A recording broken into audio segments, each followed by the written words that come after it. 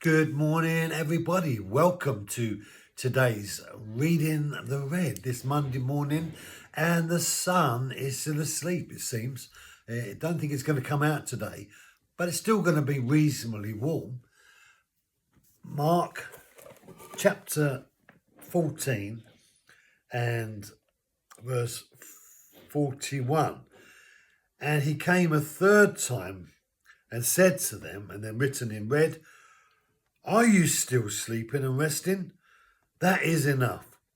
The hour has come. Behold, the Son of Man is being betrayed into the hands of sinners." He went away, he came back. He went away, he came back. Each time he went away, he was experiencing the turmoil and the travail of soul. And each time he came back, he was having to deal with the disappointment that he'd invited his friends to bear with him in these moments of great suffering and sadness, only to find that they had let him down, that they had not been with him in the way that he needed for them to be with him. And I wonder, have you ever experienced in life where you had an expectation on people, someone you trusted, and you gave yourself to them? You invested yourself in them, only to find that they disappointed you. They did not meet you where your expectation was hoping to be met. And how do we deal with disappointments that we face in life? Jesus was having to deal with it, and he was having to deal with it at a time that was incredibly stressful anyway, as he bore the pain of humanity. But how do you deal with disappointment? How do you deal with that feeling of let down by someone you have trusted?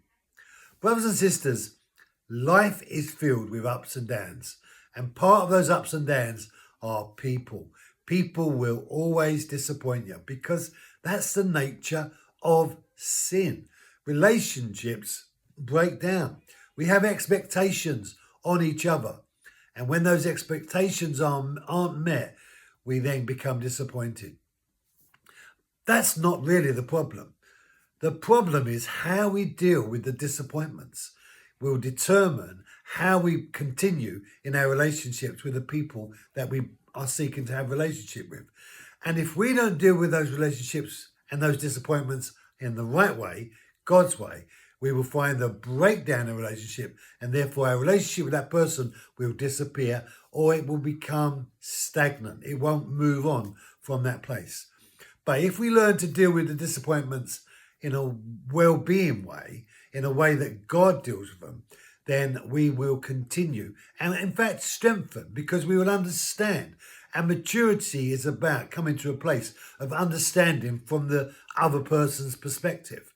So often we only see it from our own, but maturity is about understanding it from the other person's perspective. And it's not a problem that we have contentions or disappointments. It's the management of those disappointments. And what we need to do is to deal with them in the right way. And the right way to deal with it is to forgive. To forgive those who have disappointed us. And that's not easy, but that's the answer. Thank you for joining me. Be blessed. Have a great day, and I'll see you tomorrow.